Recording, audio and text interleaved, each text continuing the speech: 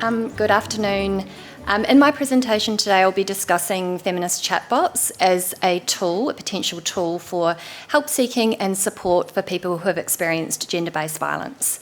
I'll be drawing on my own experience of co-developing and co-designing a chatbot for victim survivors, perpetrators and bystanders of image-based abuse for my Australian Research Council Future Fellowship project. But before I begin, I'd like to acknowledge the people of the Woiwurrung and Boonwurrung language groups of the Eastern Kulin Nation on whose unceded lands I live, work, learn and play. I pay my respects to their elders past, present and emerging, and acknowledge their long-standing and rich cultural, spiritual and historical connections to this land. So luckily Savannah did a beautiful job of introducing image-based abuse, the kind of definition, and then also that wonderful insight into the statistics. I'm actually not going to speak very much about image-based abuse as such in terms of the research findings, but I just want to kind of give, I guess, how my definition of image-based abuse has expanded over the years. So the kind of 6 key behaviours, at least for the chatbot that we use, and sometimes my surveys, we only look at 4 or 3 types of image-based abuse, but for my chatbot, these are the 6 types. So there's creating intimate images without consent, which of course can include AI-generated deepfakes that digitally alter existing images or create entirely new sexualised depictions. Second, there's taking or filming intimate images without consent, including things like down-blousing and upskirting and other so-called creep shots. Third, we have the non-consensual sharing of intimate images. This is often misnamed as revenge porn, and this is the most widely studied and widely legislated form of image-based sexual abuse. Then, of course, we have sextortion, so making threats to share intimate images to control or extort a victim. Then we have sexting coercion, so pressuring someone or forcing them into sharing intimate images. And then finally, cyber flashing. All of these different forms of image-based abuse have a unique kind of new term, but cyber flashing essentially refers to sending unsolicited and unwanted intimate images. So several years ago, my team and I conducted interviews, qualitative semi-structured interviews with 75 victim survivors in Australia, New Zealand and the UK. And there were several common themes that emerged from that study. And I'll just go through a couple of them. So the 75 victim survivors that we interviewed, most of them said they didn't know that what had happened to them was a wrong or a criminal offence. They didn't know that they could do anything about it. They didn't know where to go for help. They felt overwhelmed by the information that they could find online or they couldn't find online. They experienced a lot of judgment and blame from others when they reported or when they disclosed. A lot of them didn't talk to anyone about their experiences, and yet despite all these challenges, most of them still wanted the issue to go away, obviously, and for example, they wanted the content to be taken down, deleted or removed, and they also wanted offenders to be held accountable in some way. For a lot of victim survivors, it wasn't through the criminal justice pathway, but they did want some kind of offender accountability, and they also wanted to prevent harm from happening to others. Interestingly, we also did surveys as well, and in our survey we found that only 1/3 of respondents knew where or how to access support. So digital tools are increasingly being used as important avenues for information support and advice to victim survivors of gender-based violence, including image-based abuse, but also sexual and domestic violence and other forms of online violence and abuse. So there's lots of tools out there. I'm not going to do an exhaustive kind of overview of those tools, but tools include things like safety planning and decision-making apps. Bystander decision aids or bystander training through apps, through games, through virtual reality are really quite interesting. There's also, of course, anti-groping devices and wearables, so anti-penetration devices, personal safety alarms, GPS ankle bracelets. Some of these are really controversial, as you can imagine. But other tools include things like digital hashing, which many of you would have heard about, to prevent the non-consensual sharing of intimate images. There's also things like spatial crowd mapping technologies, online professional and peer-to-peer counselling options, so you can go online and get some counselling. There's also another project that I've been involved in is like alternative reporting options for people who've experienced sexual violence and don't want to report to the police. That's another example of a digital tool that's becoming increasingly common. And then, of course, there are apps and there are websites and there are also chatbots. So some victim survivors prefer some of these tools for their accessibility, their anonymity, as well as their responsiveness, and sometimes, a lot of the time, these tools are free as well. But poorly designed tools risk re-traumatising users. There's privacy and safety concerns through many of these tools, and also some of these tools just might fail to meet the needs of victim survivors. And unfortunately, research is pretty sparse in this field in terms of digital tools for responding to gender-based violence. But some research has shown that digital tools can enhance victim survivors' decisional certainty, so their kind of ability to make a decision about what their next steps are, their safety behaviours, as well as enhancing positive psychological outcomes for those who use those tools. So there is some potential, but of course, as always, the devil is in the detail. And more research is needed to understand the efficacy and the impacts of these different digital tools for victim survivors of gender-based violence. So now onto chatbots. These images actually, my sister was the graphic designer who designed the avatar for our chatbot. We didn't actually go with this design, but I wanted, she did a lot of mock-ups. I wanted to include some of the hard work that she did, the cuter version that we didn't go with. So I'm just going to talk about chatbots very broadly for a moment. So most of you will know this. Chatbots are sometimes referred to as virtual assistants, conversational agents, or bots. And essentially, a chatbot is a computer program that mimics human conversation using text or voice, or sometimes a combination of the two. I'm going to talk a little bit about text-based chatbots. There's three general types. The first one is a button-based or rules-based chatbot.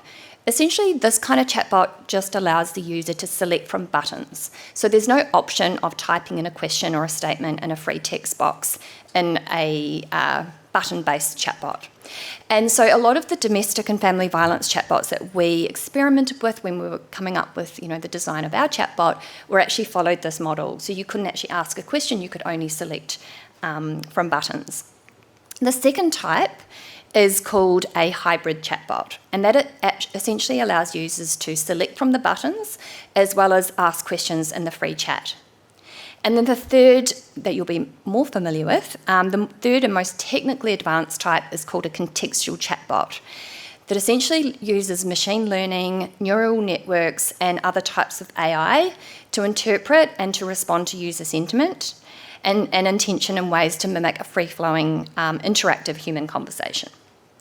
So the newer generative AI chatbots like ChatGPT learn through vast volumes of human-created datasets, pre-programmed scripts, as well as interactions with the users using natural language processing to create original content and language.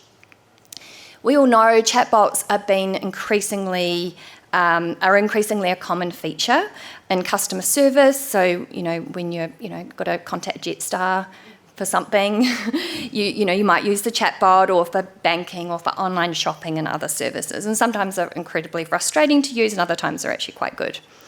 Households around the world are using chatbots in the form of virtual personal assistants like Google Home and Apple Siri and Amazon Alexa. And of course, many of you will be using conversational chatbots as part of your everyday informational search activities, or getting advice, from chatbots on certain things. So particularly like ChatGPT, Google, Gemini, and so on. And chatbots are also being used as a kind of counselling, as an alternative pathway to get counselling and support and advice for people who are facing interpersonal challenges. And that's really what I want to focus on here.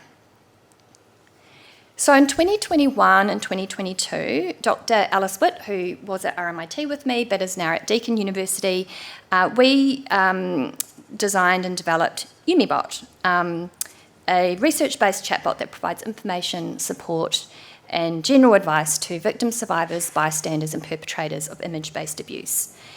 Now, we launched Yumi on the 1st of December 2022. You wouldn't believe this. It was the day after the launch of ChatGPT. It was uncanny. We're like, oh my God. It was kind of good, kind of bad.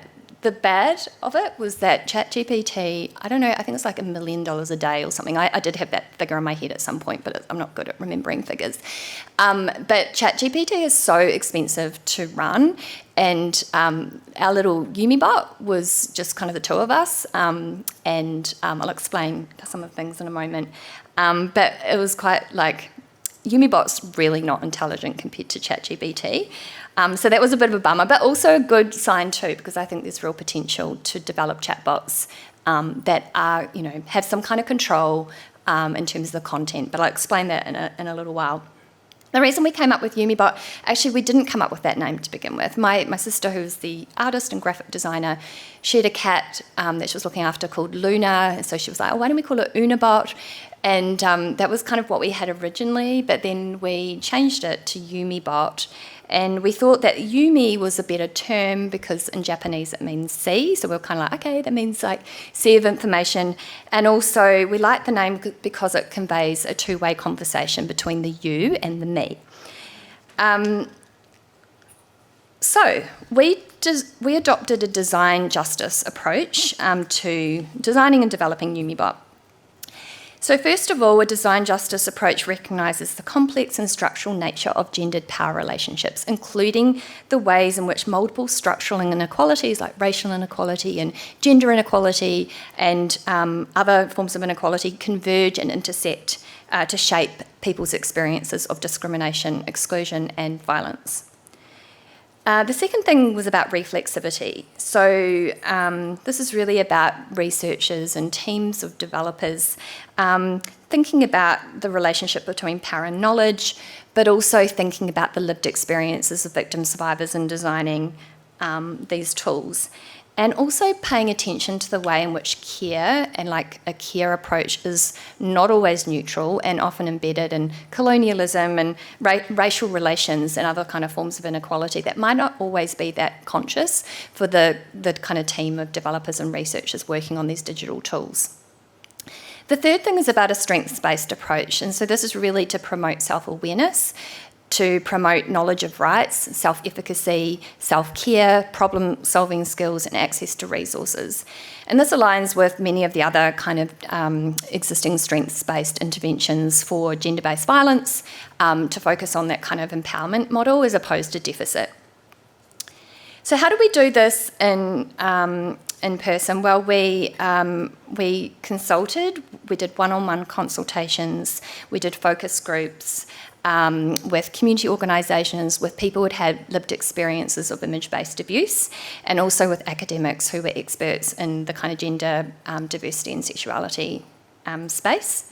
We drew on feminist ethics of care principles with a focus on building on that knowledge of victim-survivor experiences, and also prioritising on the one hand a positive duty of care to protect people from risk and vulnerability, but at the same time, as I mentioned, promoting empowerment and self-efficacy through the language and the content in which we delivered our information and advice. And our approach was also trauma-informed, so recognising that image-based abuse in and of itself can be a traumatic experience, not for all victim survivors, but for many, and also that often, and Savannah captured this well too in her presentation, that people's experiences of image-based abuse are often not isolated, but they're often part of a lifetime of experiences of abuse, violence and discrimination. So if you'd like to read more, this is an article that I co-published with Dr. Alice Witt and also our other colleague, Dr. Stefanie Vassal from the Australian Catholic University. It's an open access paper, so it's freely available on the web if anyone wants to take a look. But that just describes the design justice approach and all the challenges and all the things that we did for this chatbot. So let's start chatting with Yumi. This is a demo. Users at the beginning are asked some mandatory questions. The first is, what kind of help are they looking for today? Do they need help for themselves? Are they here to help someone else? Or are they concerned about something that they've done? And for our chat today, I'm going to select I need help for myself. The second mandatory question is whether the user is over 18 or under 18. In our chat today, I'm going to select I'm over 18.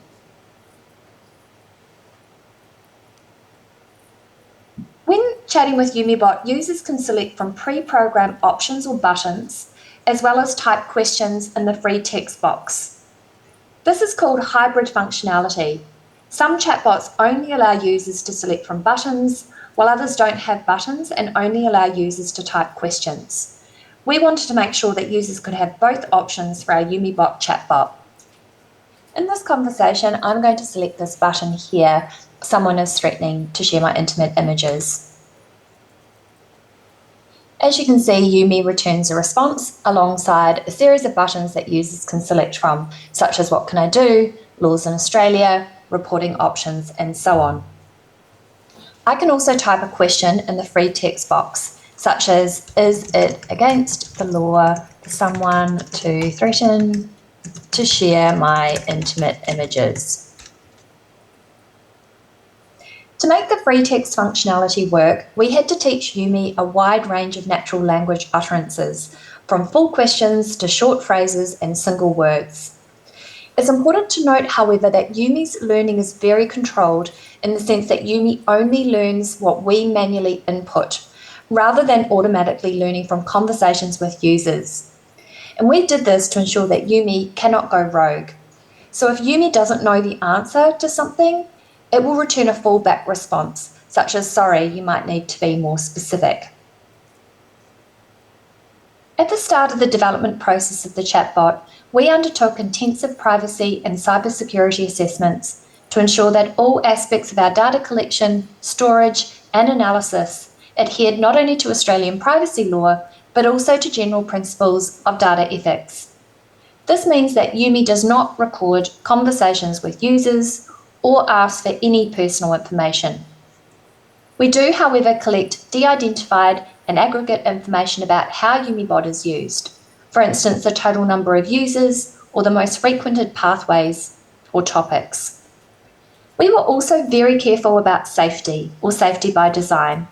Safety by design is an important concept underpinning the design and development of digital tools and apps, including chatbots. And this is particularly important for any interventions addressing gender-based abuse. We also have a dedicated resources page on the YumiBot site.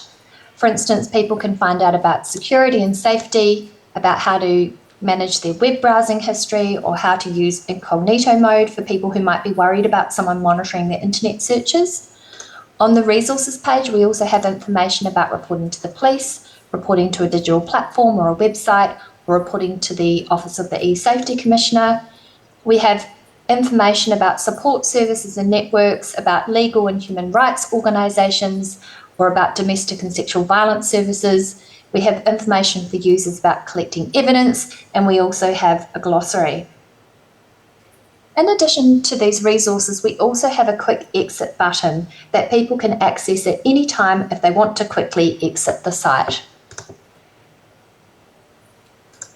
In addition to information for victim survivors of image-based abuse, we also have information and advice to bystanders or support people. And we also have information and advice to people who are concerned about their own behaviour. So that's Yumi. You're welcome to chat with Yumi at any stage. Yumi is free to use and available 24 hours a day, 7 days a week. A chatbot is one way of delivering information, support and advice, but there are other ways in which victims, survivors, bystanders and perpetrators can access information about image-based abuse or other topics more broadly. There's a wealth of information on our project website. For instance, users can get step-by-step instructions on what to do if they've had an experience of image-based abuse. They can also get information about where to get help from support services in Australia.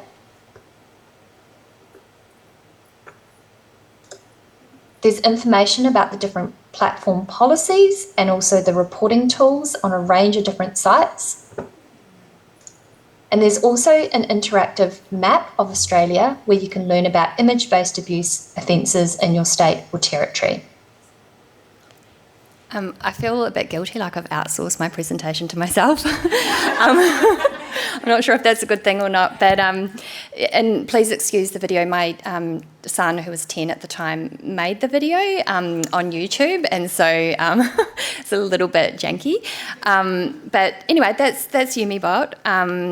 I do want to just mention a couple of things that I didn't expand on in the little demo video. One is that we do provide content for bystanders and perpetrators. In relation to bystanders, obviously bystanders are an important target audience for intervention. So on the one hand, bystanders can cause significant harm, particularly when they engage in victim blaming and judgment. But on the other hand, bystanders can provide invaluable support and practical assistance, as well as play a role of preventing violence before it occurs. So for bystanders, we have information about the types of behaviour that can constitute image-based abuse, how to report, how to respond to someone who's experienced image-based abuse. So, kind of statements that you can say to avoid victim blaming and so on. And we provide, resources, support services, information about self-care for bystanders and so on. So you're welcome to take a look at the chatbot at any time. But we also did develop the chatbot for perpetrators as well, which was really, really tricky. And we consulted widely about this with in our focus groups and with our one-on-one consultations with experts. And what we decided to do was to just only make it button options. So there were no options in the bystander and the perpetrator pathways to type in questions to the chatbot. And for the perpetrator pathway, to be honest, part of this was a resource thing because it was so time consuming. We have 500 pages of content that myself and Alice Witt, who co-designed it with me, that we developed. So like 500 pages in a Word document. It's actually a lot of content for two people to develop. So for the perpetrator and bystander pathway, we just didn't have the time and the resources to develop that. However, for the perpetrator pathway, we wanted to not collude with people who engaged in wrongful behaviour, but we also needed to control that information very carefully. So we provide advice about actionable steps that the person can take. We provide referrals to mental health support services, as well as information about the laws on image-based abuse. And we also have information about affirmative consent as well. Like, we're really careful about making sure that victim survivors, perpetrators and bystanders could learn more about consent and what it means in the context of intimate images. So just in conclusion, honestly, UmiBot is an experimental, creative endeavour. It compared to ChatGPT, not at all intelligent, has a terrible memory compared to ChatGPT, actually doesn't remember anything. So your previous conversation, the things that you said previously, has no recollection of that. So essentially has dementia. But I think what we really wanted to do was just experiment with something, and to do, like, a lot of my research for the past 25 years has been on really heavy topics like sexual violence and image-based abuse, where I'm looking at like prevalence and impacts and harms, and really UmiBot was a chance to kind of do something kind of like positive and to try and see what we could do with the technology. The technology's advanced so much more, so we're really thinking about UmiBot version 2, which will have a really good memory, and there are ways to incorporate GPTs to control, because you really don't want, the chatbot to learn from the users, particularly on topics like domestic and family violence and image-based abuse. But there are ways of doing all of that. We are at the point of collecting data on the usability of Umi. So we've done interviews with victim survivors, and we've done a walkthrough method to get some feedback on the chatbot. We also do have a feedback survey. I don't know if you noticed at the bottom of the page, people who use UmiBot can actually do the feedback survey. But despite there being over 4,000 conversations since we launched UmiBot in 2022, we've only got 29 responses, which is a bit disappointing. And unfortunately, there's a few penis comments that have been put into the other open-end categories. So, obviously people experimenting with, being silly with the chatbot.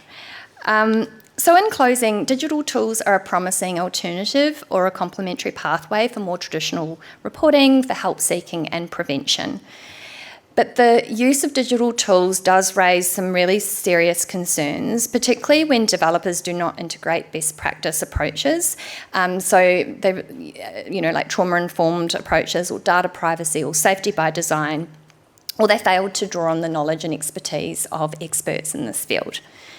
So overall, in designing digital tools, it's crucial to make sure they're evidence-based, that they're safe, secure and respectful of privacy and data ethics, inclusive, intersectional and socially, culturally relevant. Also that they're attuned to the unconscious bias and resulting power asymmetries, that they're strengths-based, trauma-informed and survivor-central. Thank you.